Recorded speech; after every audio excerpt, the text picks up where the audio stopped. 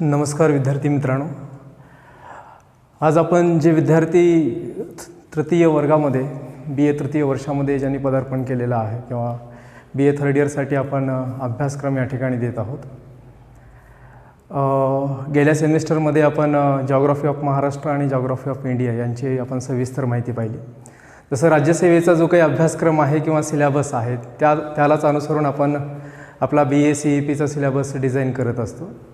त्यामध्ये फर्स्ट सेमिस्टरला तुम्ही जॉग्राफीच्या काही बेसिक कन्सेप्ट अभ्यासल्या आहेत, जसं की ज्याच्यामध्ये अक्षवृत्त, रेखावृत्त, सूर्यग्रहण, चंद्रग्रहण याची काही आपण बेसिक माहिती अभ्यासलेली आहे.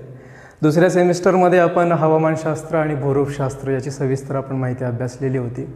त्याच्यानंतर तिसरं आणि चौथं जे काही सेमिस्टर आहे त्याच्यामध्ये आपण भारताचा भूगोल आणि महाराष्ट्राचा भूगोल याची सविस्तर म्हणजे प्राकृतिक आणि मानवी भूगोल या दोन्ही विषयाविषयी आपण सविस्तर माहिती पाहिलेली आहे. हा सगळा जो काही अभ्यासक्रम आहे जो की राज्यसेवेला अत्यंत महत्त्वपूर्ण आहे. राज्यसेवेचाच भाग आपण आपल्या सिलेबसमध्ये डिझाईन करत असतो. तर याच्या पुढे असणारा जो काही पर्यावरणाविषयी असणारा जो काही अभ्यासक्रम आहे, जसं की तुम्हालाही माहिती आहे की प्रत्येक स्पर्धा परीक्षेमध्ये पर्यावरण हा जो काही विषय आहे तो खूप महत्त्वाचा आहे आणि राज्यसेवेचा जो काही अभ्यासक्रम आहे त्याच्यामधलेच काही महत्त्वाचे टॉपिक आपण या तृतीय वर्षामध्ये घेतलेले आहेत. या 5व्या सेमिस्टरला तुमचा जो काही पेपर राहणार आहे तो आहे एन्व्हायरमेंटल जॉग्राफी. तर याच्यामध्ये जो काही आपण सिलेबस डिझाईन केलेला आहे त्याच्यामध्ये पहिलं युनिट आहे इकॉलॉजी अँड इकोसिस्टीम, ज्याला मराठीमध्ये पारिस्थितिकी आणि परिसंस्था असं म्हटलं जातं. तर याच्यामध्ये पहिल्या युनिटमध्ये एकूण 3 प्रकरणं आहेत. त्या 3 प्रकरणामध्ये पहिलं जे काही प्रकरण आहे ते meaning of ecology and ecosystem आहे. त्याच्यामध्ये पारिस्थितिकी आणि परिसंस्था याचा अर्थ काय आहे, व्याख्या काय आहे, त्याचं मीनिंग काय आहे हे आपण पहिल्या प्रकरणामध्ये पाहणार आहोत. जसं मागच्या 2-3 वर्षाखाली जर तुम्ही राज्यसेवेचे पेपर पाहिला असाल तर त्याच्यामध्ये तुम्हाला असं आढळून येईल की परिसंस्थेची व्याख्या किंवा पारिस्थितिकीची व्याख्या त्याच्यावरती बरेचसे प्रश्न आलेले आहेत. त्याच्यामुळे हे प्रकरण त्या अनुषंगाने खूप महत्त्वाचं आहे. त्याच्यानंतर दुसरं जे काही प्रकरण आहे ते टाईप्स ऑफ इकोसिस्टीम आहे. परिसंस्थेचे प्रकार आपण याच्यामध्ये पाहणार आहोत. जसं की परिसंस्थेचे प्रकार याच्यामध्ये वेगवेगळ्या प्रदेशानुसार, जसं जमिनीवरील परिसंस्था असेल किंवा मग पाण्यामधली परिसंस्था असेल त्याच्यानुसार त्याचे वेगवेगळे प्रकार पाडले जातात. तर त्याचे एकूण असणारे जे काही प्रकार आहेत त्याची सविस्तर माहिती आपण या दुसऱ्या प्रकरणामध्ये पाहणार आहोत. त्याच्यानंतर तिसरं जे काही प्रकरण आहे स्ट्रक्चर ऑफ इकोसिस्टीम, परिसंस्थेची संरचना, तर हे आपण तिसऱ्या प्रकरणामध्ये पाहणार आहोत. आता परिसंस्थेची संरचना म्हणजे ज्याच्यामध्ये जैविक आणि अजैविक घटक हे दोन्ही येतात.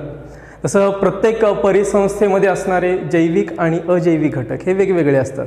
जसं गवताळ परिसंस्थेमध्ये जैविक घटक किंवा अजैविक घटक हे वेगळे असतील किंवा जंगल परिसंस्थेमधले जैविक घटक आणि अजैविक घटक हे वेगळे असणार आहेत. तसं प्रत्येक परिसंस्थेमधली संरचना कशा पद्धतीची आहे, त्याच्यामध्ये जैविक घटक कोणते आहेत आणि अजैविक घटक कोणते आहेत, तर या संदर्भाची सविस्तर माहिती हे आपण तिसऱ्या प्रकरणामध्ये म्हणजे स्ट्रक्चर ऑफ इकोसिस्टीममध्ये पाहणार आहोत.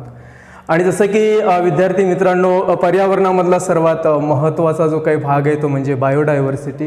हे तुमचं दुसरं युनिट राहणार आहे. बायोडायव्हर्सिटी ज्याला मराठीमध्ये जैवविविधता म्हटलं जातं. जैवविविधता म्हणजेच सजीवांमध्ये असणारं वैविध्य ज्याला बायोडायव्हर्सिटी म्हटलं जातं. आणि इन्व्हायरमेंट किंवा पर्यावरणाच्या संतुलनासाठी हा टॉपिक खूप महत्त्वाचा आहे. जसं की एखाद्या प्रदेशामध्ये जर बायोडायव्हर्सिटी खूप चांगल्या पद्धतीची असेल किंवा चांगल्या प्रकारची असेल किंवा तिथं सजीवांचं वैविध्य खूप मोठ्या प्रमाणावर असेल तर तिथं पर्यावरण संतुलित असतं असं म्हटलं जातं. त्याच्यामुळे बायोडायव्हर्सिटी हा खूप महत्त्वाचा विषय आहे. राज्यसेवेच्या दृष्टिकोनातून सुद्धा याच्यावरती बरेच प्रश्न विचारण्यात आलेले आहेत. तर हे दुसरं युनिट राहणार आहे बायोडायव्हर्सिटी. त्याच्यामध्ये एकूण आपण 4 प्रकरणं पाहणार आहोत. त्याच्यामधलं जे काय पहिलं प्रकरण आहे ते meaning and importance of biodiversity, जसं की जैवविविधतेचं महत्त्व काय आहे, तर हे आपण या पहिल्या प्रकरणामध्ये पाहणार आहोत. किंवा जैवविविधता म्हणजे काय आणि त्याचं महत्त्व काय आहे. जसं बायोडायव्हर्सिटीमध्ये वेगवेगळ्या वनस्पती येतात, वेगवेगळे प्राणी येतात. प्रत्येक प्राण्यांचं काही ना काही महत्त्व असतं किंवा प्रत्येक वनस्पतीचं काही ना काही इम्पॉर्टन्स असतं, महत्त्व असतं. हे आपण पाहत आलेलो आहेत किंवा औषधी वनस्पती म्हणून आपण बऱ्याचदा त्यांचा उपयोग करतो. तर असे बरेचसे महत्त्व किंवा बरेचसे फायदे या बायोडायव्हर्सिटीचे आहेत. तर हे आपण याच्यामध्ये पाहणार आहोत. त्याच्यानंतर दुसरं जे काही प्रकरण आहे ते दुसरं प्रकरण म्हणजेच causes of reduction in biodiversity and depletion of forest. तर आता याच्यामध्ये जैवविविधतेची अवनती का होते किंवा जैवविविधता कमी होण्याची कारणं काय आहेत किंवा त्याचबरोबर जे काही जंगलं आहेत किंवा वनस्पती आहेत त्यांची घट का होत चाललेली आहे. तर याच्या मागची वेगवेगळी कारणं आपण पाहणार आहोत. जसं की एखाद्या प्रदेशामध्ये खूप मोठ्या प्रमाणावर बायोडायव्हर्सिटी असते. जसं उदाहरणार्थ आपल्या भारतामध्ये पश्चिम घाट जो काही भाग येतो त्याच्यामध्ये खूप मोठ्या प्रमाणावर बायोडायव्हर्सिटी आहे, परंतु त्या ठिकाणी वेगवेगळे गव्हर्नमेंटचे जे काही विकासाचे प्रकल्प असतात त्या प्रकल्पांची कामं किंवा जे काही मोठमोठे रस्ते असतात त्याच्यामुळे बायोडायव्हर्सिटी धोक्यात येते. तर अशी वेगवेगळी कारणं आहेत. अशी अनेक कारणं आपण या प्रकरणामध्ये पाहणार आहोत. वनांचा ऱ्हास का होतोय ते देखील आपण या प्रकरणामध्ये पाहणार आहोत. त्याच्यानंतर तिसरं जे प्रकरण आहे दुसऱ्या युनिटमधलं, distribution of biodiversity in India. भारतामध्ये जैवविविधतेचे वेगवेगळे विभाग आहेत, वेगवेगळे झोन आहेत. एकूण भारतामध्ये 10 झोन आहेत. तर हे 10 झोन कोणकोणत्या ठिकाणी येतात आणि या एका झोनमध्ये कोणकोणत्या राज्याचा समावेश आहे.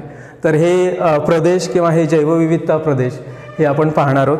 त्याच्यानंतर चौथं जे प्रकरण आहे ते चौथं प्रकरण म्हणजे बायोडायव्हर्सिटी कन्झर्वेशन इन इंडिया.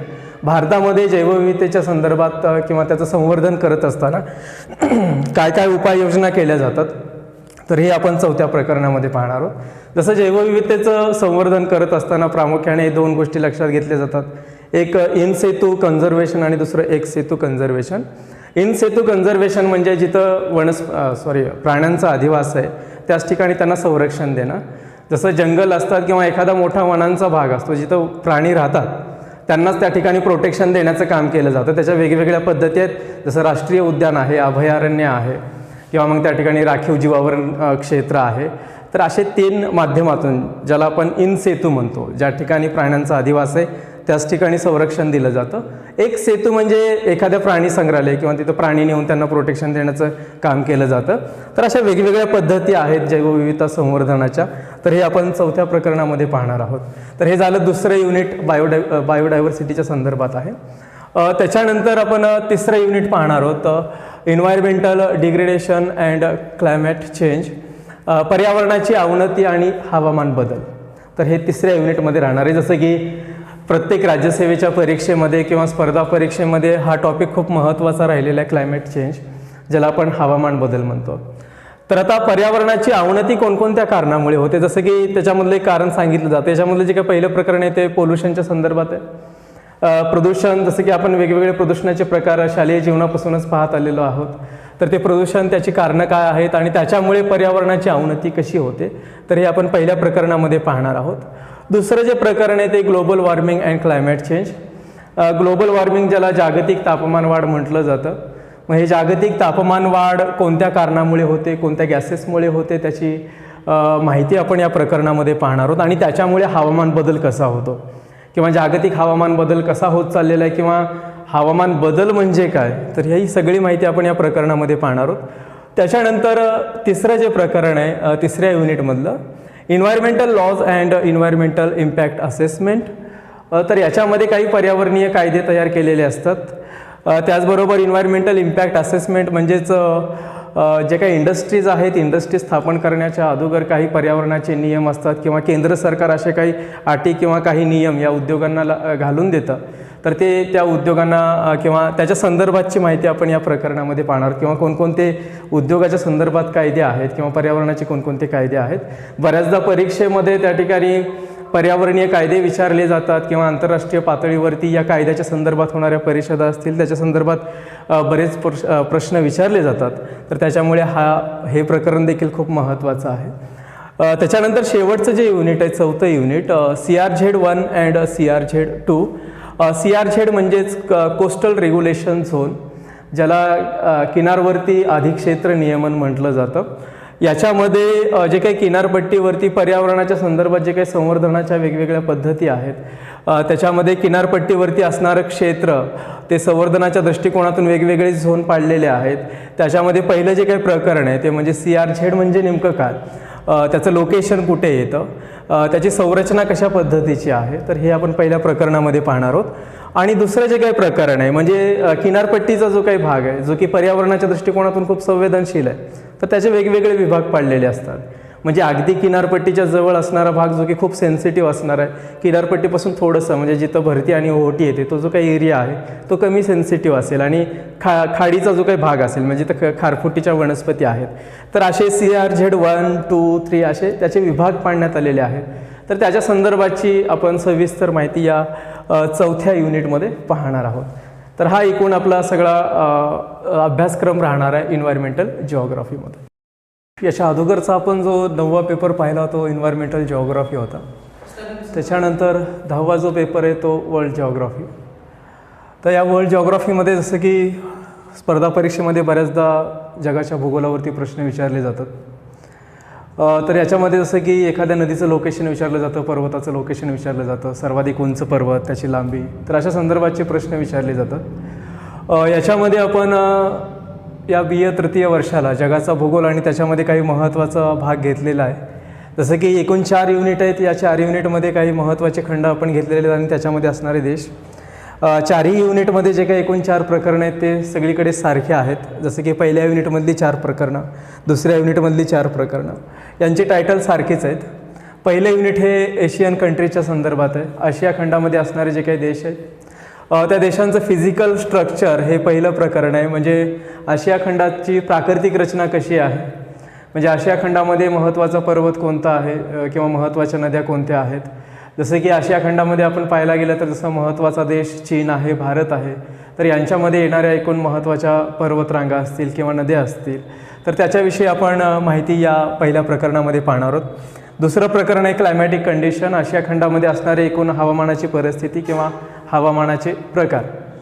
जसं आशिया खंडामध्ये किंवा दक्षिण आशिया खंडामध्ये मान्सून प्रकारचं हवामान आहे. उत्तरेकडे लॉरेन्शिया आणि चायना टाईप प्रकारचं क्लायमॅट आपल्याला पाहायला मिळतं आणि युरेशियाच्या अगदी नॉर्थकडे गेला तर टुंड्रा प्रकारचं क्लायमॅट आपल्याला पाहायला मिळतं. तर हे आपण दुसऱ्या प्रकरणामध्ये पाहणार आहोत. तिसरं प्रकरण आहे इंडस्ट्रीयल स्ट्रक्चर. त्या खंडामध्ये औद्योगिक म्हणजे महत्त्वाची औद्योगिक शहरं कोणती आहेत किंवा औद्योगिक विकास कोणत्या प्रदेशामध्ये झालेला आहे त्या संदर्भाची माहिती आपण पाहणार आहोत. जसं की चीनमध्ये वुहानसारखे महत्त्वाचे औद्योगिक ठिकाणं आहेत किंवा शांघाईसारखं महत्त्वाचं बंदर आहे. तसं भारतामध्ये मुंबई हे एक औद्योगिक केंद्र म्हणजे महत्त्वाचं औद्योगिक केंद्र मानलं जातं. तर आशिया खंडामध्ये अशी काही महत्त्वाची शहरं. मिनरल्स डिस्ट्रीब्युशन, नेहमी खनिजांच्या संदर्भात प्रश्न विचारले जातात त्याच्या वितरणाच्या संदर्भात. जसं की एखादा देश एखाद्या खनिजामध्ये तो अग्रगण्य असतो किंवा त्याच्या उत्पादनामध्ये किंवा साठ्यांच्या बाबतीत त्या देशामध्ये सर्वाधिक जास्त खनिजे असतात, तर असे काही प्रश्न विचारले जातात. तर त्या संदर्भाची माहिती आपण या 4थ्या प्रकरणामध्ये पाहणार आहोत. तशाच पद्धतीनं दुसरे युनिट आहे आफ्रिकन कंट्रीज. जसं आपण पहिल्या युनिटमध्ये आशियन कंट्रीजच्या संदर्भात माहिती पाहणार आहोत या 4 प्रकरणाच्या अनुषंगाने, अगदी त्याच पद्धतीने या दुसऱ्या युनिटमध्ये सुद्धा आफ्रिकन कंट्रीज, त्याच्यामध्ये असणारे महत्त्वाचे देश किंवा आफ्रिका खंडामधली फिजिकल स्ट्रक्चर कशा पद्धतीचं आहे, तिथं प्राकृतिक रचना कशा पद्धतीची आहे. जसं आफ्रिका खंडामध्ये आपण पाहायला गेलं तर बराचसा भाग हा प्लेटूचा पाहायला मिळतो म्हणजे पठाराचा पाहायला मिळतो. दुसरं प्रकरण आहे क्लायमॅटिक कंडिशन. आफ्रिका खंडामध्ये क्लायमॅटिक कंडिशन कशी आहे. जसं आफ्रिकाच्या सेंटर भागामध्ये आपण आलो तर त्या ठिकाणी इक्वेटोरियल प्रकारचं क्लायमॅट आहे म्हणजे विषुवृत्तीय प्रकारचं हवामान आहे. नॉर्थकडे तुम्ही गेलात तर त्या ठिकाणी डेझर्ट क्लायमॅट आहे म्हणजे सगळाच वाळवंटाचा भाग तुम्हाला पाहायला मिळेल. तर अशी जी काही क्लायमॅटिक कंडिशन आहे ती आपण या प्रकरणामध्ये पाहणार आहोत. तिसरं प्रकरण आहे इंडस्ट्रीयल स्ट्रक्चर. आफ्रिका खंडामध्ये औद्योगिक प्रदेश कुठे आहेत.